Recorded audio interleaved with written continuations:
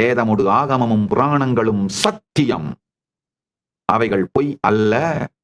சனாதன ஹிந்து தர்மம் சத்தியம், அவைகள் சொல்லும் எல்லா உயர்நிலைகளும் மனிதனுக்கு சத்தியம். Multiple Puranas different reference centres use பண்ணாலும் கன்சிஸ்டன்ட் ரேஷியோவை தான் ஈல்ட் ஆகுதுங்க. ஃபைனலா ரேஷியோ போட்டோம்னா இது மொத்தமும் புனைப்பு படைப்பு அல்ல, புனைதல் அல்ல அப்படிங்கறத மிக தெளிவா ப்ரூவ் பண்ணுது.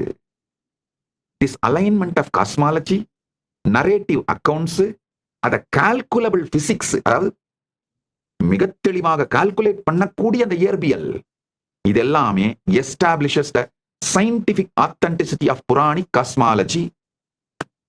புராணங்கள் சொல்லுகிற காஸ்மாலஜியோட ஆத்தென்டிசிட்டிய சயின்டிபிக்கா நம்மளால எஸ்டாப்ளிஷ் பண்ண முடிகிறது. ஏன்னா இந்த காஸ்மாலஜியோட அலைன்மெண்ட், கால்குலபிள் பிசிக்ஸ், இந்த நரேட்டிவ் அக்கவுண்ட்ஸ், இது மிக தெளிவா scientific authenticity of the Puranic cosmology establish பண்ணிடுது. அறுதியாகவும் இறுதியாகவும் உறுதியாகவும் இந்த சத்தியங்களை சொல்றேன், உள்வாங்கிக்கோங்க. Puranas encode relativistic and reference frame physics using symbolic language but facts. By decoding the cyclic spiral time, reference based distance and locus specific time dilation, we can reconstruct a coherent cosmic model that reveals the divinity to the science.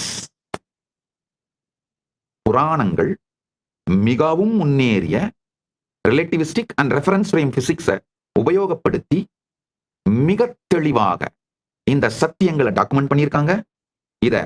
அதாவது இந்த cyclic spiral டைமை decode பண்ணி, reference based டிஸ்டன்ஸை decode பண்ணி, லோகா specific time டைலேஷனை, கால விரிவை decode பண்ணி பார்த்தோம்னா புராணங்கள் சொல்ற இந்த காஸ்மிக் மாடலை ரொம்ப கொஹரண்டா நம்மளால ரீகன்ஸ்ட்ரக்ட் பண்ண முடியுது.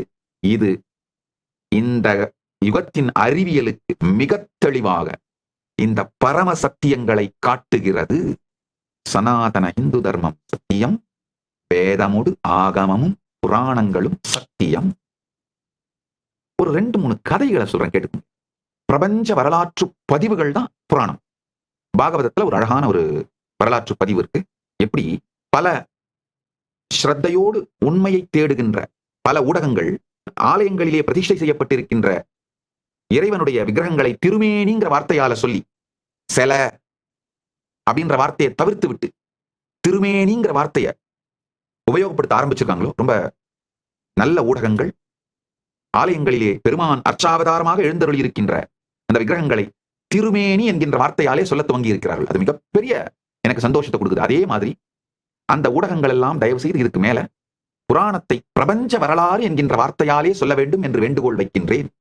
அதாவது இந்து மதத்தை ஸ்ரத்தையோடு ஏற்றுக்கொள்ளுகிற எல்லோருங்க, எல்லா ஸ்ரத்தையோடு இருக்கின்ற இந்துக்களும் தயவு செஞ்சு புராணங்களை ஆங்கிலத்துல மித்துன்னு டிரான்ஸ்லேட் பண்ணாதீங்க, மித்தாலஜின்னு சொல்லாதீங்க.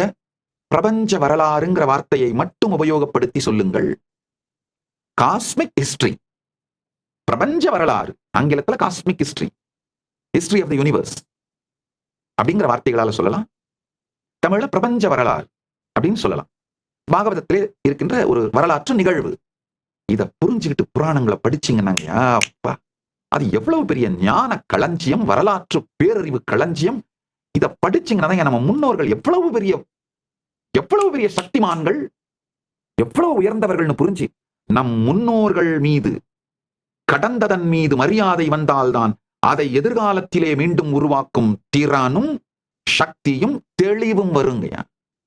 நல்லா புரிஞ்சுக்கோங்க.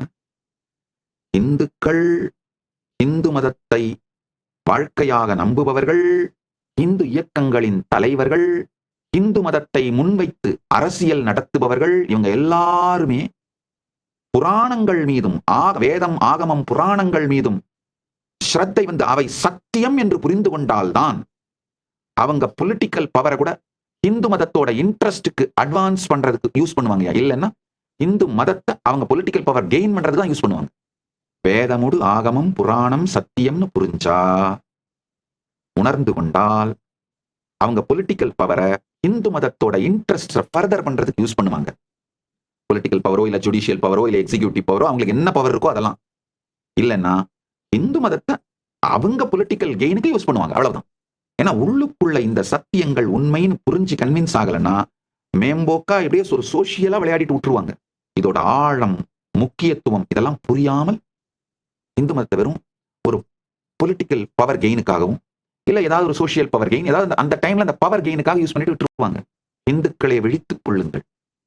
இந்து இயக்கங்கள் நீங்க யாரை நம்புறீங்களோ, இந்து அரசியல்வாதிங்கன்னு நீங்க யாரை நம்புறீங்களோ, இந்து குருமார்கள் நீங்க யாரை நம்புறீங்களோ, இந்து சமூக தலைவர்கள் நீங்க யாரை நம்புறீங்களோ அவங்க எல்லாரும் நம்முடைய வேதம், ஆகமம், புராணங்களை ஆழமாக நம்புகிறார்களா, கடைபிடிக்கிறார்களான்றதை மட்டும் பார்த்துருங்கய்யா. அதுதான் அடிப்படை பேஸ்லைன் ஸ்கேல். ஒரு சின்ன சோசியல் மீடியா சேலஞ்ச். நீ are you living spiral or linear? Tell us, do you plan your life like climbing a ladder, always up, or dancing in a spiral, rhythmic? Which one actually makes you happier? Drop your honest answer below. அதாவது இந்த ஏணி மேல ஏறுற மாதிரியே உங்க வாழ்க்கை போயிட்டு இருக்கா? நல்லா புரிஞ்சுக்கோங்க. நீங்க வாழ்க்கையில எந்த ஏணி மேல ஏறினாலும் கடைசியில உச்சியில வந்து தனியா உட்காந்து குரங்கு மாதிரி இருக்கும். சில பேர் என்கிட்ட கேட்கறது உண்டு, இந்த ரேட் ரேஸ்ல மாட்டிக்கிட்டேன் என்ன பண்ணலாம்? ஏய் நல்லா புரிஞ்சுக்கப்பா, ரேட் ரேஸ்ல நீ ஜெயிச்சினாலும் கடைசியில நீ ரேட் தான்பா. நீ எந்த ஏணியை கிளைம் பண்ணாலும் உச்சாணி கும்பல தனியா குரங்கு மாதிரி உட்காந்துருப்ப உச்சிக்கு போன அப்புறம். அப்படி வாழறீங்களா? இல்ல இந்த ஸ்பைரல் ரித்தம்ல, லைஃபோட ஸ்பைரல் ரித்தம்ல வாழ்ந்து அனுபவிச்சுட்டு இருக்கீங்களா? எது உங்களை ஆக்சுவலா ஹாப்பி ஆகுது? உங்களுடைய ஹானஸ்ட் ஆன்சரை comment on YouTube, post your thoughts on Twitter, tagging @Shri Nithyananda. இப்ப புரிஞ்சுக்கோங்க. பாகவதத்தில் சொல்ற ஒரு கதை. பிரம்மா கிருஷ்ணருடைய நண்பர்களான அந்த கோபியர்களை, அவங்க மேய்க்கிற அந்த மாடுகள், இது எல்லாத்தையும் மறைச்சிடுறார். அந்த கதை எல்லாரும் படிச்சிருப்பீங்க பாகவதத்துல. இல்லைன்னா முடிஞ்சா ஏஐக்கு போய் வேணா படிச்சிருங்க. உங்களுக்கு படிக்கிறதுக்கு டைம் இல்லைன்னா ஏஐக்கு போய் வேணா படிச்சிருங்க. ஏஐல படிச்சீங்கன்னா ரொம்ப அழகா இந்த ஒரிஜினல் ஸ்லோகங்களோட, ஒரிஜினல் சூத்திரங்களோட அழகா டாக்குமெண்ட் பண்ணியிருக்காரு. இந்த ஒரிஜினல் நிகழ்வு அப்படியே டாக்குமெண்ட் பண்ணியிருக்காரு வியாசர். கிருஷ்ணர் வந்து அவருடைய ஃப்ளூட்டை பிளே பண்ணிட்டு பிருந்தாவனத்துல ஃப்ரெண்ட்ஸோட, மாடுகளோட, மற்ற கன்றுகளோட, விலங்குகளோட இருக்காரு. இந்த பிக்னிக் போயிருக்காங்க. அந்த மாடுகள் எல்லாம் மேய்ச்சிட்டு இந்த ஃப்ளூட் மியூசிக் எல்லாம் என்ஜாய் பண்ணிட்டு அவங்க எல்லாம் ஆனந்தமா இருக்காங்க. பிரம்மாவுக்கு ஒரு அடி மனசுல ஒரு ஆழமான ஒரு கியூரியாசிட்டி. எல்லாரும் சொல்றாங்களே பரந்தாமனே கிருஷ்ணனா வெளிப்பட்டு இருக்கான்னு, சாத்தியமா? இந்த மேல பார்த்தா அவர் பாட்டுக்கு யோக நிதிரையெல்லாம் படுத்திருக்காரு, நானும் பார்த்தேன். ஆனா இங்க இந்த சின்ன பையனா உட்காந்து விளையாடிட்டு இருக்கான்.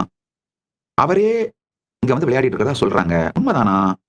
ஓவரா கதை சொல்லிட்டு இருக்காங்களே. இல்ல ஒருவேளை அவங்க எல்லாரும் அந்த கிருஷ்ணனோட கரிஷ்மால விழுந்த தேர் என்சாண்டட்.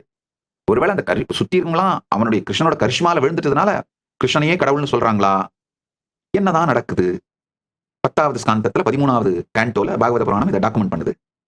பிரம்மா ரொம்ப கியூரியஸா இருந்து என்ன பண்றாரு, அந்த மொத்த கோபியர்களையும் பசுக்களையும் மறைச்சிடுறாரு. தஸ்மாத் கூகம் ஸ்தானம் ஜக்ருஹே. ரொம்ப அழகா அந்த கதையை பாகவதம் டாக்குமெண்ட் பண்ணுது. தஸ்மாத் கூகம் ஸ்தானம் ஜக்ருஹே வத்சான் கோபான் அதாபரே பிரம்மா ஸ்வாயாம் சக்யா தேஷாம் நித்ராம் ஜகௌ ஹரேர் நிருப. பிரம்மா மாயையான மறைவு நிறைந்த இடத்திலே கன்றுகளையும் கோபால குழந்தைகளையும் ஒளித்து வைத்தான். தன் சொந்த மாயா சக்தியால் ஹரியின் நண்பர்களான அவர்களை ஆழ்ந்த உறக்கத்தில் ஆழ்த்தினான். கதை. பிரம்மா வந்து மொத்த இந்த கோபர்களையும் இந்த மாடுகளையும் கடத்திட்டு போய் மறைச்சு வச்சு அவங்க எல்லாம் தூக்கத்துல போட்டுறாரு. கிருஷ்ணன் தன்னுடைய பரமசக்தியினாலே, தன் இருப்பின் சாநித்தியத்தின் சக்தியினாலேயே மொத்தமா அந்த கோபர்கள், மாடுகள் அனைத்தாவும் மாறி அவர் பாட்டுக்கு மொத்த பிருந்தாவனத்தோட வாழ்க்கையும் இயற்கையா நடத்திட்டு இருக்காரு.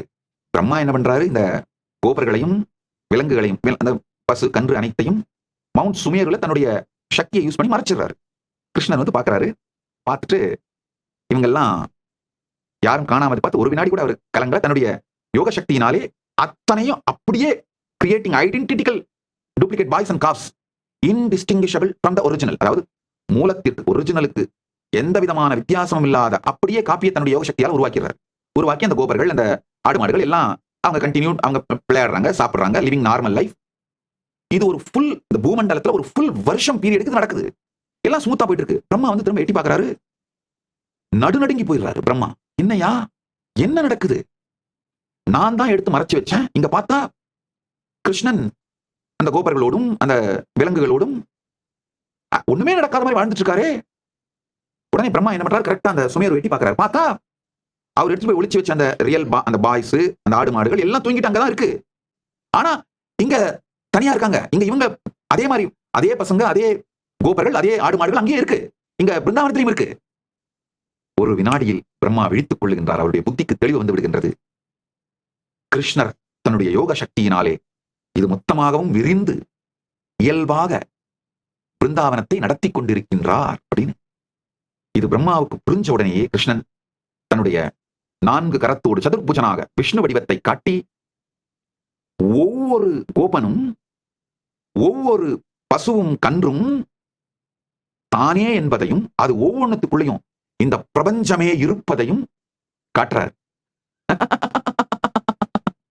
பிரம்மா நடுநடுங்கி போய் கிருஷ்ணனுடைய மகிமையை துதித்து போற்றி தன்னுடைய தவறை ஒப்புக்கொண்டு பெருமானை சோதித்ததற்கு மன்னிப்பு கேட்டு அந்த ஒரிஜினல் கோபர்களையும் இந்த விலங்குகளையும் எல்லாத்தையும் ரிலீஸ் பண்ணி விட்டுறாரு. இந்த கிருஷ்ணர் மேனிஃபெஸ்ட் யோக சக்தியால மேனிஃபெஸ்ட் பண்ணாரு. அவங்க எல்லாம் அவருக்குள்ளேயே மறைஞ்சிடறாங்க. அவருக்குள்ளேயே திரும்பி எடுத்துறாங்க. எடுத்துட்டு நார்மல்சியை ரீஸ்டோர் பண்ணிடுறாரு கிருஷ்ணன் பிருந்தாவனத்துல. முதலியே நார்மல்சியில தான் வச்சிருந்தாரு. இப்ப எடுத்துட்டு இந்த ஒரிஜினல் நபர்களை விட்டுட்டு நார்மல்சியை மேனேஜ் பண்ணிடுறாரு. க்ஷணம் ஆகதோ பிரம்மா தம் திருஷ்ட்வா விஸ்மிதம் மானசக ஏகவர்ஷம் கிருதம் தஸ்ய கோபானாம் வத்சவத்சலாஹா.